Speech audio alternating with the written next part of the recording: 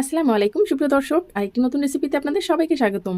বাসায় হঠাৎ যদি মেহমান চলে আসে, কিভাবে তাড়াতাড়ি করে গরুর মাংস রান্না করবেন, সাথে যদি খেতে চায় রুটি, তাহলে তার কোনো কথাই নেই। সেই সবগুলো ঝামেলা এড়িয়ে কিভাবে ঝটপট চালে করে রুটি এবং মাংস রান্না করবেন, সেটা আপনাদের মাঝে শেয়ার করব। আর এটার স্বাদ, গন্ধ সব কিছু পারফেক্ট থাকবে। দেখতে পারছেন আমার মাংস রান্নাটা কতটা সুন্দর এবং কতটা পারফেক্ট হয়েছে। আর সেটা করেছি আমি রাইস কুকারে। রাইস কুকারে কীভাবে রান্না বসিয়ে আমি ঝটপট তৈরি করে নিলাম, সেটা আপনাদের মাঝে শেয়ার করব। তো চলুন, প্রথমে আমার লাগবে এখানে গরুর মাংস। আমি এখানে 1 কেজি পরিমাণ গরুর মাংস নিয়েছি, ভালোভাবে ধুয়ে পরিষ্কার করে। সাথে কিন্তু এখানে কলিজা, হাড়, চর্বি সব কিছুই আছে। এটা দিয়ে রান্না করলে আমার কাছে মনে হয় মাংসের টেস্টটা একটু বেশি হয়। সেজন্য এখন আমি নিয়ে নিলাম রাইস কুকারের যে একটা হাঁড়ি থাকে, সেই হাঁড়িটা নিয়ে নিয়েছি। এখন আমি এর ভিতরে সবগুলো মাংস দিয়ে দিচ্ছি এক এক করে। মাংসটাকে আমি হাতে মেখে রান্না করব, সেজন্য আমি আগে মাংসগুলো দিয়ে দিচ্ছি। তারপর এখানে নিয়ে নেব কিছু গোটা মশলা। এখানে আমি নিয়েছি দারচিনি, এলাচ, তারপর তেজপাতা, লং, সাথে নিয়েছি ধনিয়া গুঁড়ো, জিরা গুঁড়ো এবং দিয়ে দিচ্ছি গোলমরিচের গুঁড়ো, সাথে স্বাদ মতো লবণ দিয়ে দিচ্ছি। এখানে দিয়ে দিচ্ছি আমি 1 কেজি মাংসের জন্য 1 কাপ পেঁয়াজ কুচি। এখানে বাটা পেঁয়াজের কোনো প্রয়োজন নেই, এমনিতেই দিলে হয়ে যাবে। দিয়ে দিচ্ছি আমি 2 টেবিল চামচ মরিচ গুঁড়ো এবং 1.5 টেবিল চামচ হলুদ গুঁড়ো। এখন দিয়ে দিচ্ছি আমি এখানে 1 কাপ পরিমাণ সয়াবিন তেল।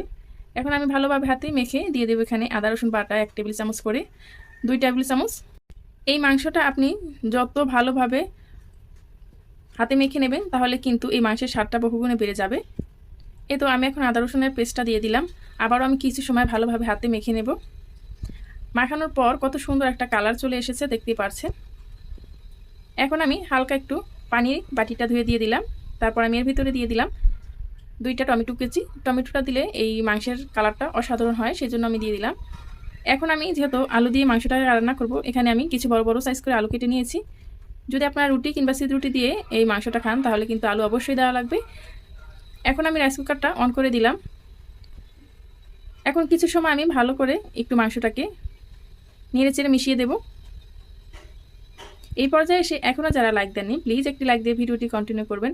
আমার এই ভিডিওটির কোনো অংশ যদি আপনাদের কাছে ভালো লেগে যায়, তাহলে চ্যানেলটি সাবস্ক্রাইব করে পাশে থাকা বেল আইকনটা ক্লিক করে রাখবেন, যাতে করে এরকম সহজ এবং নতুন রেসিপি আপলোড করা মাত্রই আপনার কাছে নোটিফিকেশন পৌঁছে যায়। দেখতে পাচ্ছেন মাংসটা কিন্তু বলক চলে আসছে এবং খুব সুন্দরভাবে কিন্তু এটা বলক উঠে গেছে। আমি এই মাংসটাকে 5 থেকে 7 মিনিট এভাবে কষিয়ে নিয়েছি। আমি কিন্তু এখানে কোনো পানি ব্যবহার করিনি। আগে মাংসটাকে ভালোভাবে যে হাতে যে মশলাটা মেখেছিলাম, সেটাকে খুব সুন্দরভাবে কষিয়ে নেব। যেহেতু আমি আগে মশলাটা কষাইনি, সেজন্য এখন আমি কিছু পানি দিয়ে দিচ্ছি মাংসটাকে আরও কিছু সময় কষানোর জন্য। আমি যে প্রসেসে মাংস রান্না করেছি, এই প্রসেসে যদি আপনারা রান্না করেন, তাহলে আপনাদেরটাও কিন্তু পারফেক্ট হবে গরুর মাংস।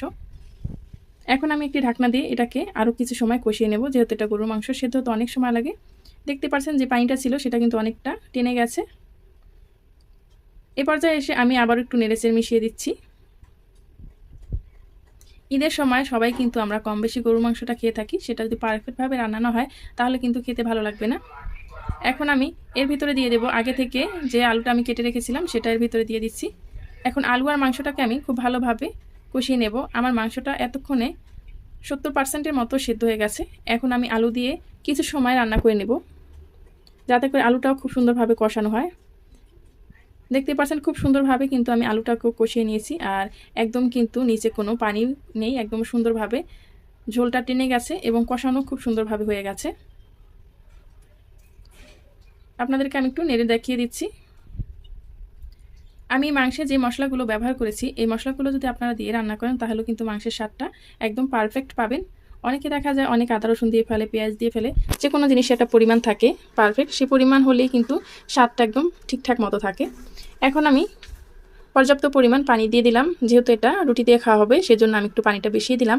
আপনারা যদি রুটি দিয়ে খেতে না চান, সেক্ষেত্রে এই সময় একটু পানিটা কম দিলেই কিন্তু হয়ে যাবে। স্বাদটা কিন্তু একরকমই থাকবে। এখন আমি একটু লবণ চেক করে নিচ্ছি যে ঠিকঠাক আছে কিনা। আমার মনে হয়েছে একটু লবণ প্রয়োজন আছে, সেজন্য কিন্তু আমি লবণটা একটু দিয়ে দিলাম। এই পর্যায়ে এসে মাংস, আলু সব কিছু কিন্তু একদম পারফেক্ট সেদ্ধ হয়ে গেছে। আলু একটাও কিন্তু গলে যায়নি, মাংস একদম শক্ত রয়নি, একদম সব কিছু পারফেক্ট আছে। লাস্ট পর্যায়ে এসে আমি এখানে দিয়ে দিলাম 1 চা চামচ জিরা গুঁড়া। এই জিরা গুঁড়াটাকে দিয়ে ভালোভাবে নেড়েচেড়ে মিশিয়ে নিচ্ছি, দেখতে পাচ্ছেন। অনেকেই বলে থাকেন মাংস রান্নার পরে কালো হয়ে যায় বা কালার নষ্ট হয়ে যায়। এভাবে একবার রান্না করে দেখবেন, আশা করি আপনাদেরটাও ভালো হবে। দেখতে পাচ্ছেন ফাইনাল লুক কতটা সুন্দর, কতটা কালারফুল হয়েছে। এখন আমি আপনাদেরকে একটু পরিবেশন করে দেখাচ্ছি। এরকম একটা গরুর মাংস যদি কেউ পায় রুটির সাথে, সে তো মহা খুশি। আর যদি সেটা থাকে নতুন অতিথি, তাহলে তার কোনো কথাই নেই। এখন আমি একটি প্লেটে পরিবেশন করে নিচ্ছি। এরকম একটা কালারফুল গরুর মাংস যে কেউ খেলে কিন্তু প্রশংসা করবে। যারা নতুন আপুরা আছো তারা অবশ্যই আমি যেভাবে মাংসটাকে রান্না করেছি এভাবে রান্না করে তোমাদেরটাও পারফেক্ট হবে। এই পর্যন্ত যারাই আমার সাথে ছিলেন তাদেরকে জানাই অসংখ্য ধন্যবাদ। পরবর্তী ভিডিও নিয়ে আসা পর্যন্ত সবাই ভালো থাকবেন, সুস্থ থাকবেন। আল্লাহ হাফেজ।